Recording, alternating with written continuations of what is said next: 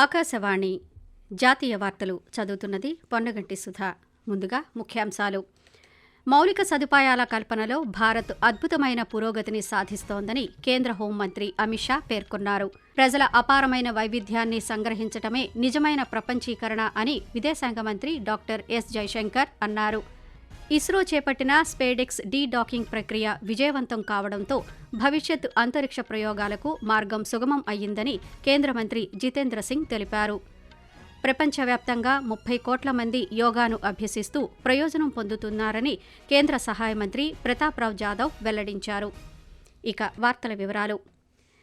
కేంద్ర హోంశాఖ మంత్రి అమిత్ షా గుజరాత్లోని గాంధీనగర్లో 146 కోట్ల రూపాయల విలువైన వివిధ అభివృద్ధి కార్యక్రమాలకు దృశ్య మాధ్యమం ద్వారా శంకుస్థాపనలు, ప్రారంభోత్సవాలు చేశారు. ఈ సందర్భంగా ఆయన మాట్లాడుతూ మౌలిక సదుపాయాల అభివృద్ధిలో భారత్ అద్భుతమైన పురోగతిని సాధిస్తోందన్నారు.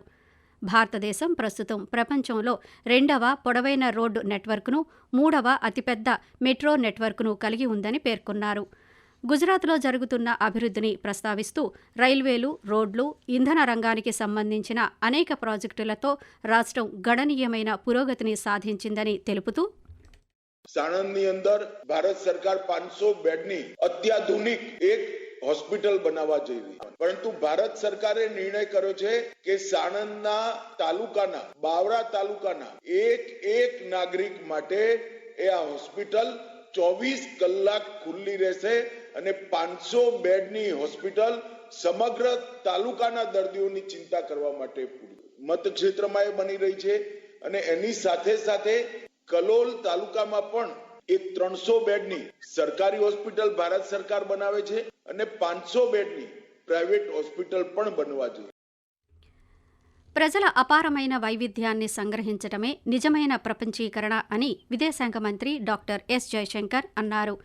ఈ సంవత్సరం మే నెలలో ముంబైలో నిర్వహించనున్న world audio visual and entertainment summit వేవ్స్పై ఈరోజు న్యూఢిల్లీలో జరిగిన కార్యక్రమంలో ఆయన పాల్గొని ప్రసంగించారు.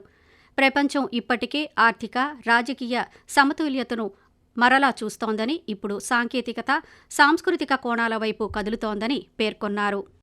So let me offer some additional thoughts from my particular perspective. Throughout history, the shaping of narratives, or what we today call storytelling, the creation of perceptions and the offering of entertainment has always held special importance.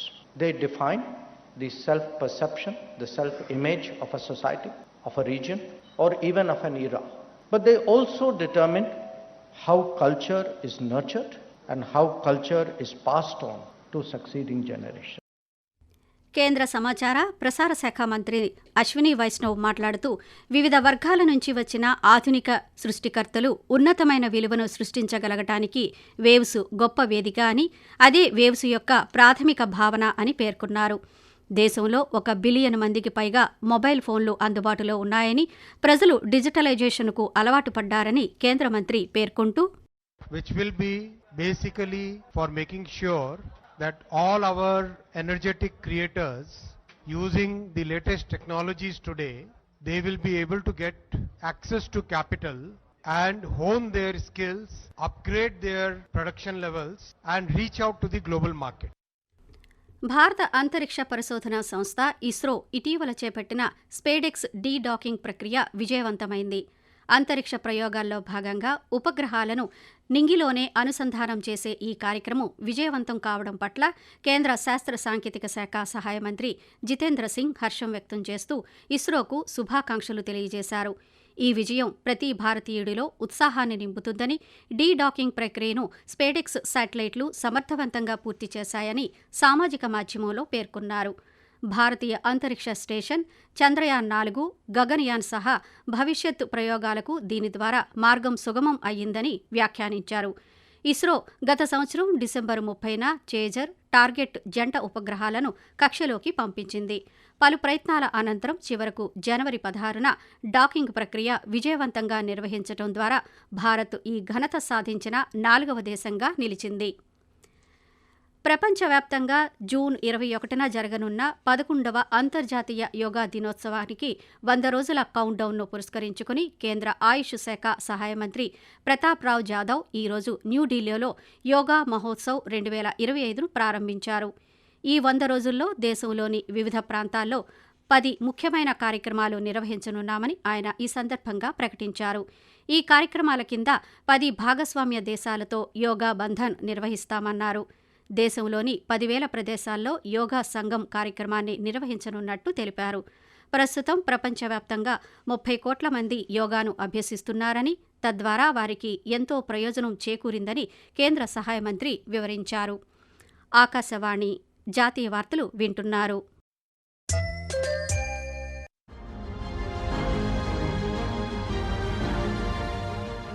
Animation, cinema, gaming, comics, advertising వంటి సృజనాత్మక రంగాలలో యువత నైపుణ్యాలను అంతర్జాతీయ వేదికపై నిలిపేందుకు రూపొందించిన world audio visual entertainment summit waves సదస్సు ముంబై వేదికగా మే 1వ తేదీ నుంచి ప్రారంభం కానుంది. దీనిపై మరింత సమాచారం కోసం wavesindia.org వెబ్సైట్ ను సందర్శించండి. హోళీ పండుగ సందర్భంగా రాష్ట్రపతి ద్రౌపది ముర్ము దేశ ప్రజలకు శుభాకాంక్షలు తెలిపారు. రంగుల పండుగ అయిన హోళీ మనందరిలో ఆనందాన్ని, ఉత్సాహాన్ని తెస్తుందని రాష్ట్రపతి తన సందేశంలో పేర్కొన్నారు. హోళీ పండుగ సందర్భంగా ఉపరాష్ట్రపతి జగదీప్ ధన్కడ్ దేశ ప్రజలకు శుభాకాంక్షలు తెలియజేస్తూ చెడుపై మంచి సాధించిన విజయాన్ని, వసంతకాలం రాకను హోళీ సూచిస్తుందన్నారు. హోళీ ప్రకాశవంతమైన రంగులు భారతదేశ గొప్ప సాంస్కృతిక వైవిధ్యాన్ని గుర్తు చేస్తాయని పేర్కొన్నారు. ప్రధానమంత్రి నరేంద్ర మోదీ ప్రజలకు హోళీ శుభాకాంక్షలు తెలియజేస్తూ ఈ పండుగ ప్రతి ఒక్కరి జీవితంలో కొత్త ఉత్సాహాన్ని, శక్తిని నింపుతుందని సామాజిక మాధ్యమంలో పేర్కొన్నారు. రైతుల నుంచి కందుల సేకరణ ప్రక్రియను వేగవంతం చేసినట్టు కేంద్ర వ్యవసాయ మంత్రిత్వ శాఖ వెల్లడించింది. ఈ నెల 11వ తేదీ వరకు ఆంధ్రప్రదేశ్, గుజరాత్, కర్ణాటక, మహారాష్ట్ర, తెలంగాణ రాష్ట్రాల నుంచి మొత్తం 1.31 లక్షల మెట్రిక్ టన్నుల కందులు సేకరించడం జరిగిందని ఆ శాఖ ఈరోజు తెలిపింది. తద్వారా ఈ రాష్ట్రాల్లోని 89,219 మంది రైతులకు ప్రయోజనం చేకూరిందని పేర్కొంది. సమీకృత ప్రధానమంత్రి అన్నదాత ఆయ సంరక్షణ్ అభియాన్ పీఎం ఆశా ధరల మద్దతు పథకం కింద కేంద్ర నోడల్ ఏజెన్సీలు, రాష్ట్ర స్థాయి ఏజెన్సీల ద్వారా ముందుగా నమోదు చేసుకున్న రైతుల నుంచి గుర్తించబడిన పప్పుధాన్యాలు, నూనె గింజలు, కొబ్బరిని కనీస మద్దతు ధరలకు సేకరించడం జరుగుతుందని కేంద్ర వ్యవసాయ శాఖ వివరించింది. గడిచిన 5 సంవత్సరాల్లో కేంద్ర ప్రభుత్వం జల జీవన్ మిషన్ కింద దేశంలోని దాదాపు 12.28 కోట్ల గ్రామీణ కుటుంబాలకు కుళాయి నీటి కనెక్షన్లు అందించిందని కేంద్ర జలశక్తి శాఖ సహాయ మంత్రి వి సోమన్న తెలిపారు. దీంతో ఈ కార్యక్రమం ద్వారా లబ్ధి పొందిన మొత్తం గృహాల సంఖ్య 15.51 కోట్లు దాటిందని పార్లమెంటులో ఆయన వివరించారు. 2019లో జల జీవన్ మిషన్ ప్రారంభించినప్పుడు దేశంలోని 16.8% గ్రామీణ కుటుంబాలకు మాత్రమే మంచినీటి కుళాయి సదుపాయం ఉండగా ప్రస్తుతం 79.91% గ్రామీణ కుటుంబాలకు ఈ సదుపాయం కలిగిందని కేంద్ర సహాయ మంత్రి వివరించారు. గ్రామీణ ప్రాంతాల్లో నీటి సరఫరా మౌలిక సదుపాయాలను అభివృద్ధి చేయడానికి నీటి వనరుల నిర్వహణ, వనరుల బలోపేతం, పంపిణీ నెట్వర్క్, మానవ వనరులు అవసరమని వి సోమన్న ఈ సందర్భంగా తెలియజేశారు. భారతదేశం జీడీపీ వృద్ధి 2025-26 కాలంలో 6.5% కంటే ఎక్కువగా ఉంటుందని మూడీస్ నివేదిక అంచనా వేసింది. ప్రభుత్వ మూలధన వ్యయం పెరగటం, ఆదాయపు పన్ను తగ్గింపు, ఆర్బీఐ వడ్డీ రేట్లను తగ్గించడం వల్ల వినియోగంలో పెరుగుదల నేపథ్యంలో జీడీపీ వృద్ధి రేటు ఈ విధంగా ఉంటుందని మూడీస్ పేర్కొంది. 2024 మధ్యలో తాత్కాలికంగా మందగించిన తర్వాత భారత్ ఆర్థిక వృద్ధి వేగవంతం అవుతోందని, అలాగే ప్రపంచంలోని పెద్ద ఆర్థిక వ్యవస్థల్లో అత్యంత వేగవంతమైన రేటును నమోదు చేస్తుందని నివేదిక వివరించింది. ఆకాశవాణి జాతీయ వార్తలు ముగించే ముందు ముఖ్యాంశాలు మరోసారి. మౌలిక సదుపాయాల కల్పనలో భారత్ అద్భుతమైన పురోగతిని సాధిస్తోందని కేంద్ర హోంమంత్రి అమిత్ షా పేర్కొన్నారు. ప్రజల అపారమైన వైవిధ్యాన్ని సంగ్రహించటమే నిజమైన ప్రపంచీకరణ అని విదేశాంగ మంత్రి డాక్టర్ ఎస్ జైశంకర్ అన్నారు.